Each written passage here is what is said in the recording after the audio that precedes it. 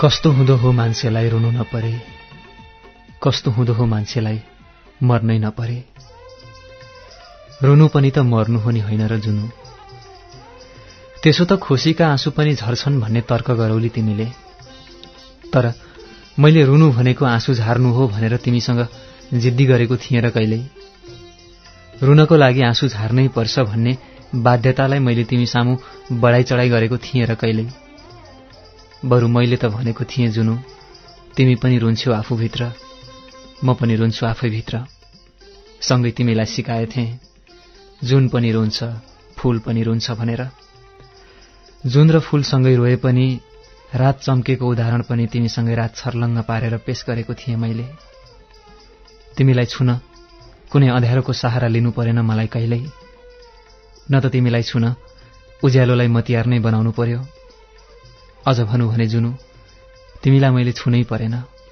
अझ त्यति मात्र पनि नभनौँ, तिमीलाई मैले छुन नै चाहिन। छुन नचाहेको पाप लाग्ला भनेर हो, तर पापी रहेछु क्यारे। रुनु मलाई पर्यो तिमीलाई भन्दा धेरै।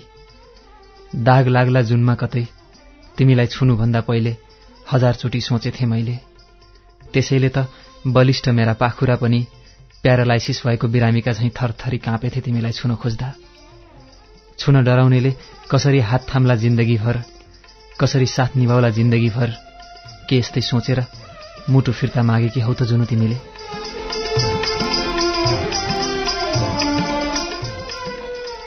तिमीलाई छुनु र म रुनु बीचको सम्बन्ध के भन्ने प्रश्न तेर्सिन्छ अब। छुनुलाई स्पर्श गर्नु भनिन्छ मायालुहरूको भाषामा। तनको स्पर्श र मनको स्पर्शमा सिङ्गो स्पर्श विभाजित हुन्छ मायाको देशमा। तनको स्पर्शका कुरा मैले धेरै पटक गरिसकेको छु फुलुसँग, सखुसँग अनि शोभासँग। तर उनीहरूसँग दाँजेर उनीहरूसँग झैं तनको स्पर्शको कुरा गर्दिन आज मैले तिमीसँग। केवल गर्छु त मनको स्पर्शको कुरा। त्योभन्दा पहिले ल मानिलेऊ तिमी र म बीचमा तनकै स्पर्श भयो रे।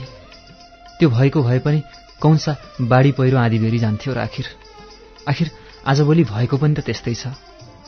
तिमीलाई मैले निसङ्कोच छोएको भए, तिमीले पनि निर्वाध छुन दिएको भए, बढीभन्दा बढी हामी प्राकृतिक बन्थ्यौं, बढीभन्दा बढी हामी दुनियाँ बिर्सिन्थ्यौं, बढीभन्दा बढी हामी अर्को पटकलाई योजना बनाउँदै छुट्टिन्थ्यौं। त्यति मात्रै। तर जुनु, छुँदै नछोएको तनको गहिराईमा किन पुगुँ म?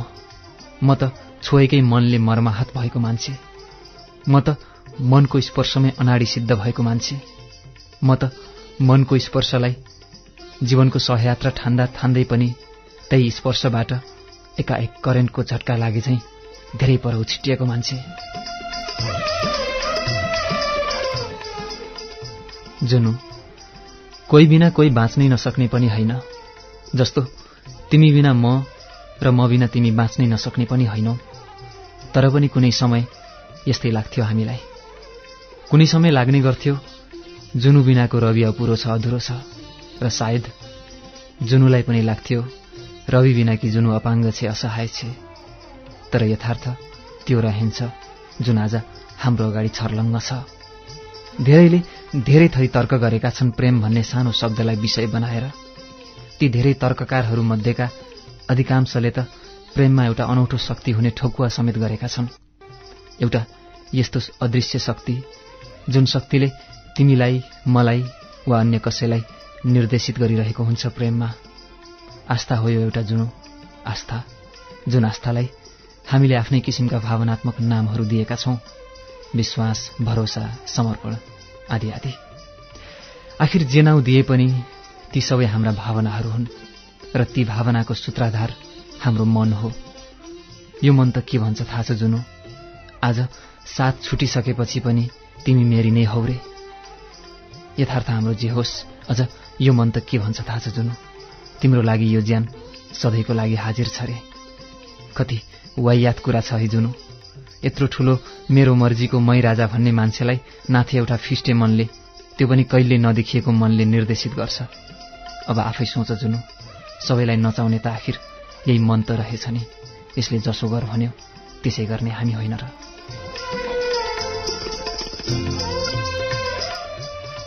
हिजो कुरा मिल्लासम्म तिम्रो मनले के सोच्थ्यो त्यसको ग्यारेन्टी म दिन सक्थेँ। मेरो मनले के सोच्थ्यो त्यसको ग्यारेन्टी पनि तिमी दिन सक्थ्यौ। ठोकुवा नै गरेर दुनियाँलाई एकले अर्काको मनको कुरा बुझेको दुहाई दिन पनि हामी पछि पर्दैनथ्यौं। तर यथार्थ कि तिमीलाई थाहा हुन्थ्यो कि मलाई? एउटा न्यूनतम समझदारीको बिन्दु निर्माण गरेका थियौं हामीले, कुनै सल्लाह बिनै। त्यसैले त होला नि त्यत्रो ग्यारेन्टी जस्तो कुरामा मिस्टेक भएको थाहा हुँदाहुँदै पनि हामी आफ्नै किसिमले कसैले थाहा नपाउने गरी भूल सुधार गरिहाल्थ्यौं। तर आज मेरै मनले के सोच्छ त्यसको लेखाजोखा छैन मलाई। तिम्रो मनले के सोच्छ त्यो तिमी जान।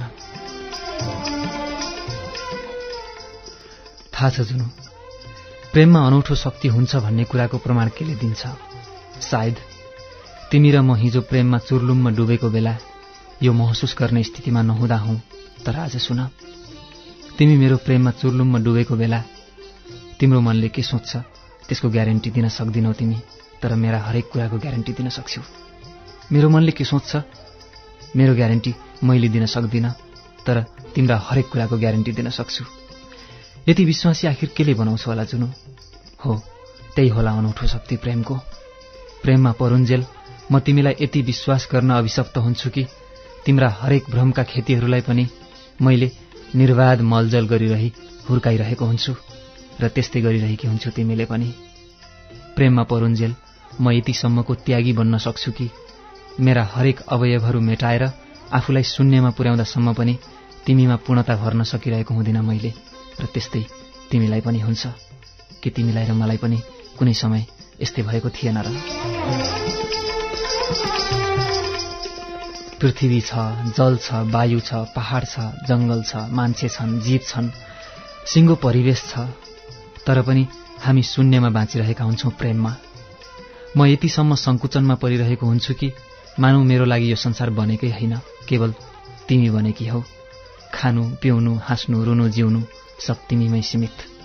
सँगै तिमीलाई पनि त्यस्तै भइरहेको हुन्छ। हामी एकबाट दुई हुन्छौं, तर कैयौंबाट अलग्गिन्छौं र फलस्वरूप एक्लिन्छौं। कि तिमी र म बीचमा पनि यस्तै भएको होइन र जुनु कुनै समय? तर पनि सलाम छ त्यो मान्छेलाई जसले प्रेममा हार खाएर भनेको हुनुपर्छ प्रेममा अनौठो शक्ति छ भनेर। सलाम छ त्यसलाई। त्यसैले त आज म पनि भन्न विवश भएँ, हो रहेछ प्रेममा साह्रै ठूलो शक्ति हुँदो रहेछ। हिजो त्यही शक्तिले नचाउनु नचाह्यो मलाई तिम्रै वरिपरि, आज त्यही शक्तिले रुवाउँदैछ मलाई तिम्रै यादमा घरिघरि। असारको महिना, हिलाम्य परिवेश, खेतैभरि खेतालाहरू, झमझम परिरहेको झरी, शहरमा पढ्दै गरेको र बर्खे बिदामा घर आएको म, एसएलसी सिद्ध्याउँदा बित्तिकै कुदेर मामा घरको रोपाईँमा आएकी तिमी। अनि किन आउनु परेको नि तिमीलाई फेरि मेरो घरको रोपाईँमा आफ्नी माइजूसँग पर्मो भर्न? त्यो दिनको हाम्रो भेटघाट जुनु, आखिर गाउँ गाउँ नै हो जुनु। भन्नेले त गाउँलाई रूढिग्रस्त समाज पनि भन्लान्, तर मैले त्यही नै हो भनेर गाउँलाई स्वीकार्न सक्दिन। अनुशासनको एउटा अनौठो कसी हुन्छ गाउँमा, र त्यो अनुशासनमा हामी आफूलाई सीमान्तकृत गर्न बाध्य हुन्छौं। त्यो दिन भएको पनि त्यही थियो। न म कोदालो चलाउन जानेको मान्छे, न हलो जोत्न नै जानेको, सानैदेखि कि त कलम छोप्ने कि त किताबमाथि घोप्टिने बानी परेको मान्छे। त्यो हिलाम्य धरतीलाई असार मासमा लाउन सक्ने कुनै गुण नै थिएन ममा। तर विपरीत कति लक्षण कि तिमी, रोप्न पनि जानेकी, बिउ काट्न पनि जानेकी, अझ कति सिपालु, अरूले भन्दा झण्डै दोब्बर गुना छिटो रोप्ने तिमीले। खै मलाई मात्र त्यस्तो लाग्यो हो कि तिमी थियौ नै त्यस्तै, मेरो त्यति बेलाकै मनले जानोस्। ती तिम्रा माइजूहरू मलाई गिज्याउन बाहेक केही नजान्ने। ए रवि, हिलो लाग्ला है, अरे के चन्द्रमालाई हिलो लागेको थिएन र जाबु रविलाई हिलो लाग्ला भनेर गिज्याउनु पर्ने? काम नपाएका बुढीहरू। साँच्चै जुनु झ्वाक चलेर आउँथ्यो घरिघरि। हुन त जुनु जुन टाढाबाटै हेरेको राम्रो भन्छन्, तर किन किन मान्छेको जातलाई जुनकै छेउमा पुग्न मन लाग्छ, अझ त्यतिले नपुगेर जुनलाई छोइहाल्न मन लाग्छ। कवि मन भएको म तत्काल गीत पनि फुरेथ्यो तिमीलाई देखेर।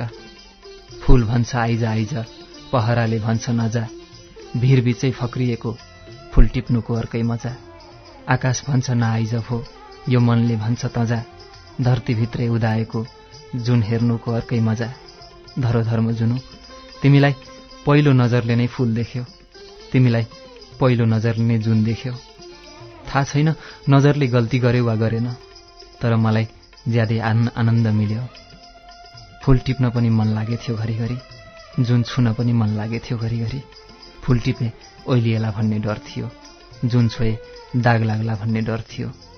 तर पनि जुनु, तिम्रो छेउ आउन आतुर मेरो मनलाई न म आफैले रोक्न सकेँ, न त ती मलाई गिज्याउने तिम्रा माइजू र उनका साथीहरूले।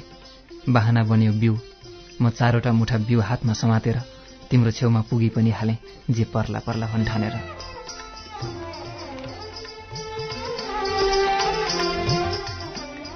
हिलोमा खुट्टा गडेर हिँड्न नमिलेको यथार्थ एकातिर थियो भने तिम्रो नजिक पुग्न लालायित मनले सञ्चालन गरेको शरीरका मेरा प्रत्येक अङ्ग कामिरहेका थिए। जाँगरीले तिमी पनि मेरो त्यो क्रियाकलापले गर्दा अल्छी गरे जस्ती देखिन थाल्यौ, कारण तिमी मेरो चर्तीकला हेर्नलाई घोप्टो पर्न खोज्दा खोज्दै पनि सकिरहेकी थिइनौ। जिस्क्याउन नजानेका आइमाईहरू खित्किँदै छिल्लिँदै छेडखानी गर्दै थिए तिमीसँग। ए जुनु, रविले मोहनी लायो कि क्या हो, रोप्नै छोडिस् त, यस्तै भन्दै थिए फतौरेलो पारेहरू। कसम जुनु, रिस साह्रै उठेर आथ्यो मलाई त्यति बेला। लागेथ्यो हाम्रा बाबालाई भनेर ती रोपारेहरूलाई तत्काल छुट्टी दिइहालौँ र तिमी र म मात्रै भएर खेत रोपेर सिद्ध्याउँ। अनौठो एकल काटे साहस पलाएथ्यो मनमा। रोपारेका वचनका झटाराले तिमीलाई बेसरी लागेर हो कि कुन्नी, घोप्टो परेर फेरि तिमी ठाडो पर्नै खोजिनौ। सिमसिमे पानीमा टाउको निहुराएरै निहाले तिमीलाई। जुन घोप्टिएको थियो मेरो मनमा अँध्यारो छाइहाल्यो। तिमीलाई छेडखाने गर्नेहरूप्रति रिस जागेर आयो। हातका मुठा बिउहरू ताकी ताकी उनीहरूकै अगाडि हुत्ताइदिन थाले। एक त कमजोर निशानेबाज म, अर्को तिम्रो सामिप्यमा काँपिरहेका मेरा हरेक अङ्गहरू, मेरा हातहरू। एकातिर ताकेर फालेको बिउको मुठो फ्यात्त गर्दै तिम्रो छेउमा पद्रिन पुगेछ। के चाहियो र? हिलो जति जम्मै तिम्रो मुखमा मेरो सातो पुत्लो उड्यो। तिमी रुनु न हाँस्नुभयो। रोपारेहरूको गलल्ला हाँसो जताततै फैलियो। लाज र शरम अनि डरले वर्षाको पानीमै पनि म पानी भएँ। जुनु, त्यो आकर्षण प्रेमकै एउटा पालुवा त थियो नि। आखिर प्रेमले आफ्नो शक्ति देखाएरै छाड्यो त्यति बेला। लाज र शरमका रेखाहरू तिम्रा अनुहारमा पनि कोरिए। चन्द्रमामा हिलो छ्यापेर दाग लगाइदिइहाले पनि चन्द्रमा झन् किन चहकिलो भए झैँ लाग्न थाल्यो मलाई। तत्काल बाबा आएर अकस्मात कान समात्नुभयो। अलि पर लगेर खुसुक्क भन्नुभयो, किन हिलो छ्यापेको? मेरो हम्सले ठाउँ छोड्यो जुनु। तिम्रो मलिन अनुहारले मलाई हेरिरहेकी थियो। लाग्थ्यो मेरो रविलाई छोडिदिनुस् भन्दै तिमी अनुनय विनय गरिरहेकी छौ मेरो बाबासँग। बाबाले कानबाट हात हटाएर भन्नुभयो, बिहे गर्छस् जुनुलाई? म त मरे जुनु, खुत्रुकै परे म त। के गर्नु सोच्नै सकिन। हिलोमा लडी बुढी गरेँ, खेतभरि बुर्कुसी मारेँ। तिमीलाई 3 चोटि मै खाँदै पागल झैँ यता उता कुदेँ। कुद्दा कुद्दै नराम्ररी आलीमै पधारिएँ। तब झसँग बिउजिएँ। ओहो, तिमीलाई साँच्चीकै हिलो पो लागेको रहेछ। तिमी सफा गर्दै थियौ। म बिउको मुठो समातेर लुरु लुरु ब्याडतिरै फर्किएँ।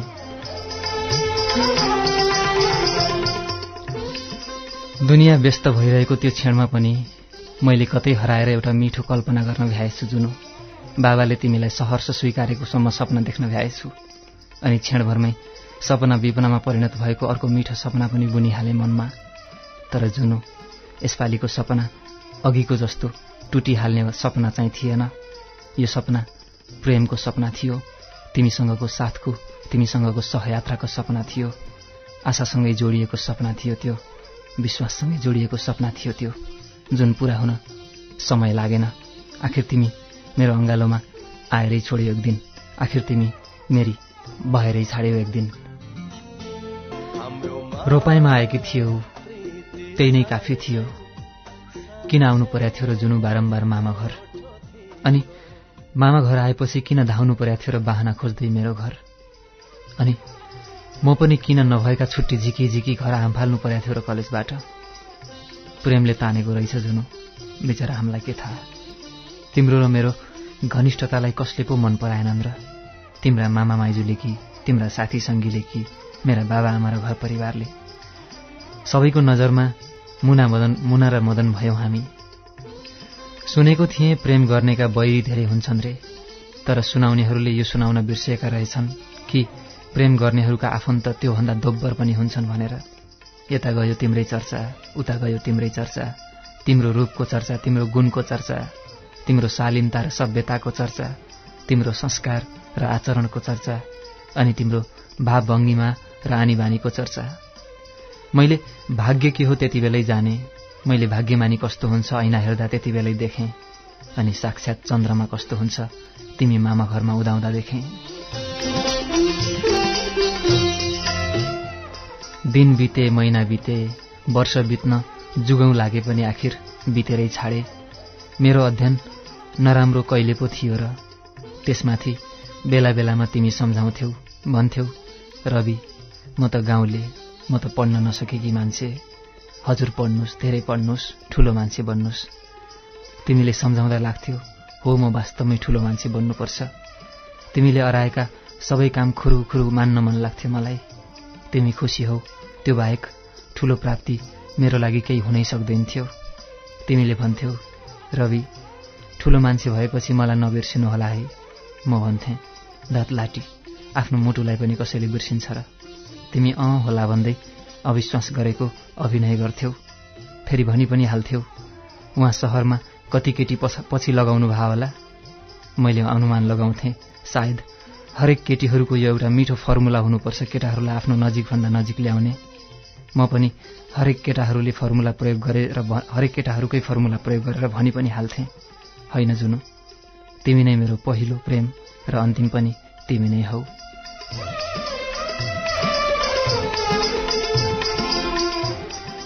भन्न त भनेथे जुनु, पहिलो प्रेम पनि तिमी नै हौ र अन्तिम पनि तिमी नै हौ भनेर, तर अन्तिम सास जानुभन्दा धेरै पहिले मेरो ढुकढुकीले मेरो साथ छोड्यौ। अब प्रश्न गर्छु, कसरी भयो तिमी मेरो अन्तिम प्रेम? हो, सम्मान गर्छु तिमीलाई र निसङ्कोच भन्छु पनि मेरो पहिलो प्रेम तिमी नै हौ, तर अन्तिम प्रेम हुन त जीवनको अन्त्यसम्म साथ दिनुपर्ने होइन र जुनु। तिमीलाई धोकेबाज भनौँ कि विश्वासघाती, तिमीलाई विवश केटी भनौँ कि स्वेच्छाचारी, म आफै दोधारमा छु। घरिघरि परेलीका डिलभरि टल्पलाउने आँसुलाई औँलामा ल्याएर सोध्छु, ए आँसु जुनु मेरी को हुन् ह? आँसुले रुँदै भन्छ, जुनु तेरी कोही हैनन्, जुनु आकाशकी जुन हुन्, तैँले हेर्नु मात्र पर्थ्यो, टिप्न खोज्नु हुँदैन थियो, त्यसैले तैँले मलाई बगाउँदैछस् आज। आँसुले यस्तै भन्छ, जुनु के साँच्चै हो र जुनु, कि तिमीलाई मैले हेर्नु मात्र पर्थ्यो र?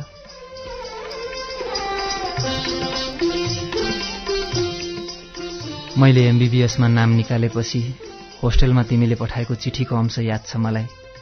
लेखेकी थियौ, रवि हजुर त अब डाक्टर बन्नुहुन्छ, ठूलो मान्छे बन्नुहुन्छ, म त गाउँले केटी, हजुरको सामु त भुइँको धुलो झैँ हुन्छु होला। तिमीले यस्तै केही लेखेकी थियौ। मेरो पढाइ नै त्यस्तै हो वा म नै बेवकुफ हुँ, जवाफ फर्काउन तत्काल मैले सकिनँ। फेरि केही समयपछि तिम्रो पत्र आयो। लेखेकी थियौ, रवि हजुर ठूलो मान्छे बन्दै हुनुहुन्छ, मलाई भुल्न थाल्नुभयो। ठिकै छ, यस्तै रहेछ संसार, यस्तै लेखेकी थियो तिमीले। मैले सम्झाएर पत्र लेखेको पनि थिएँ, पठाउन पाइनँ। सोचेँ दशैंमा घर जाँदा उसको मामा घरमा भेट भइहाल्छ, त्यति बेलै सब कुरा गर्छु। तर त्यस दशैंमा तिमी मामा घर आइनौ। थाहा भएन किन आइनौ। म निराश मन लिएर होस्टेल फर्केँ र परीक्षाको तयारीमा जुटेँ।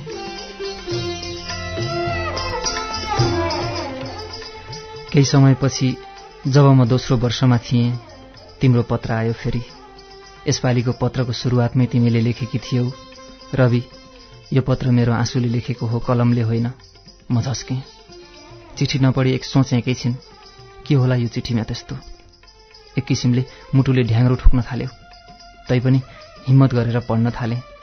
लेखेकी थियौ, रवि हजुर डाक्टर बन्नुस्, ठूलो मान्छे बन्नुस्, भविष्य राम्रो बनाउनुस्, म त सानी मान्छे, गाउँकी मान्छे, हजुरलाई सुहाउँदिन। अब बाआमाले बिहे गर्दिने भन्नुभएको छ, बाआमाको कुरा मान्नुपर्छ मैले, नराम्रो नमान्नुहोला हजुरले। चिठी पुरै पढ्दासम्ममा मलाई एकैचोटि आँधी बेरी भुइँचालो आए झैँ लाग्यो। के अनर्थ भयो यस्तो, मैले केही सोच्नै सकिनँ। तैपनि सम्हालिएर तिमीलाई पत्र पठाएँ। प्रत्युत्तरमा फेरि तिमीले लेख्यौ, रवि म अब हजुरकी बन्न सक्दिनँ। मेरो बिहे पक्का हो, हजुरले पिर नमान्नुहोला। राम्ररी पढ्नुहोस्, ठुलो मान्छे बन्नुहोस्। यस्तै लेखेकी थियो। पढ्दा पढ्दै म एकाएक झोला कस्न थालेँ। साथीहरूले सम्झाउन थाले, इन्टर्नल एक्जाम आइरहेछ, एक्जाम सकाएर जालास् भनेर। उनीहरूको कुरा पनि माने। 15 दिनपछि घर आएँ। तिम्री माइजूलाई सोधेँ जुनु कहाँ छिन् भनेर। उहाँले घर छिन् भन्नुभयो। म तिम्रो घर जाने कुरा गरेँ उहाँसँग। फेरि उहाँले भन्नुभयो जुनु त बाबाआमाको घर होइन, आफ्नो घरमा छिन्। रवि अब नगए पनि हुन्छ, म बेहोस हुन मात्र बाँकी भयो। अब मलाई सम्पूर्ण धरती आकाश फाटे झैँ लाग्यो। चिटचिट पसिना आयो। आँखाबाट एकैचोटि बर्खे फेल उर्लेर आयो। अनि भुइँमा थचक्क बसेँ र बालक रोए झैँ क्वाँ क्वाँ रोन थालेँ म। जुनु, खानु, पिउनु, पढ्नु, आफ्नो दैनिक क्रियाकलापमा व्यस्त हुनु आदि सबै काम छोडेर अब म कतै हराउन थालेँ। सुनाउनेहरू सुनाउँथे जुनुको बिहे भएको पनि 13 दिन भयो भनेर। म चाहिँ मेरो काजक्रिया उम्किएको दिन सम्झिन्थेँ। सोचिरहन मात्र मन लाग्थ्यो। प्रेममा गरेका बाचा, खाएका कसम, बिताएका पल, गरिएका मिठा बातहरू फगत भ्रम मात्र रहेछन्। सोच्न थाले कति ठूलो भ्रममा बाँचेको हुँदो रहेछ मान्छे। कुनै समय यही रविले सोच्थ्यो पूर्णिमा सिङ्गो मेरो हो, पूर्णिमाको रात मेरो हो, पूर्णिमाको जुन पनि मेरो हो। तर ग्रहण लागेको रविले औँसी बाहेक अर्को रात देख्नै छाड्यो। बहिनीहरू खासखुस कुरा गर्थे, जुनु दिदी त आफ्नो दुलासँग मामा घर आउनु भएको छ, कति राम्री देखिनु भएको छ रातो साडीमा। बहिनीहरूले यस्तै भन्दा एक्कासी मुटु भकानिएर आउँथ्यो। मैले पनि सपना देखेको थिएँ कुनै दिन, मेरी जुनु रातो साडीमा, म सेतो कोटमा, मेरी जुनु मेरो अङ्गालोमा, अनि म संसारको सर्वोच्च शिखर सगरमाथामा। मैले पनि कल्पना गरेको थिएँ मेरी जुनुलाई, संसारकी सबभन्दा राम्री परीलाई रातो साडीमा, दुलहीको भेषमा मेरा बाबाआमाको त्यो घरमा, त्यो पवित्र मन्दिरमा भित्र्याउने। तर यथार्थमा तिमी अर्कैको घर सजाउन पुग्यौ। एक मनले बधाई दिएँ त्यो भाग्यमानीलाई जसले तिमीलाई पायो।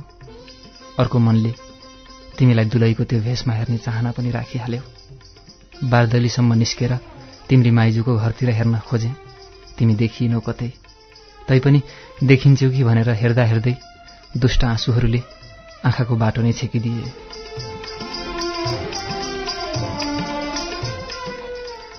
मन मिल्ने एउटी सुनिता थिए। बहिनी आइज त भनी बोलाएँ, जाता जुनुलाई हेरेर आइज भनी पठाएँ। सुनिता तिम्रोमा गएर फर्कन वर्ष दिन लगाई। फर्केपछि बेली बिस्तार लाउन थाली। दादा, जुनु दिदी त मलाई झम्टी झम्टी रुनुभयो। दादा कहाँ हुनुहुन्छ भनेर सोध्नुभयो। मैले होस्टेल भनेर ढाँटेँ। अनि मसँग भन्नुभयो, जुनु दिदी त हजुरलाई एकदम माया गर्नुहुन्छ रे, हजुर त जुनु दिदीको लागि देउता हो रे, देउतासँग जुनु दिदी जस्तो सानो मान्छे नसुहाउने रे, हजुर धेरै पढेको मान्छे रे, जुनु दिदी एसएलसीमै रिजल्ट बिग्रेर बसेको मान्छे रे, हजुरहरूको जोडी नसुहाउने रे, त्यसैले जुन दिदीले अर्कै मान्छेसँग बिहे गरेको रे। दादा, जुन दिदीलाई माफ गरिदिनुहोस् रे। बहिनी कहानी सुनाउँदै थिए, मेरा आँखा भरिँदै थिए। एक किसिमले दिमागको पारो चढ्दै थियो, मुटुको ढुकढुकी बढ्दै थियो। मनमनै गाली गरेँ तिमीलाई, चन्द्रमाको जस्तो रूप पाएर पनि ग्रहण लागेको बुद्धि भएकी केटी, कस्तो निर्णय गरे कि मसँग नसुहाउने रे। खुरुक्क भने हुन्छ नि, आफूसँग म सुहाउन्न भनेर आरोप लाउन थाले तिमीलाई। रिसले उछार पाइन। तिम्रै छेउ गएर सोध्न मन लाग्यो, ए जुने, कस्तो हुन्छ र सुहाउने जोडी भनेको? तेरो र मेरो सर्टिफिकेटले बिहे गर्ने हो र? चिच्चाइ यस्तै कुरा सोध्न मन लाग्यो। रिसमा तिमीसँग चिच्चाइ यस्तै कुरा सोध्न मन लाग्यो।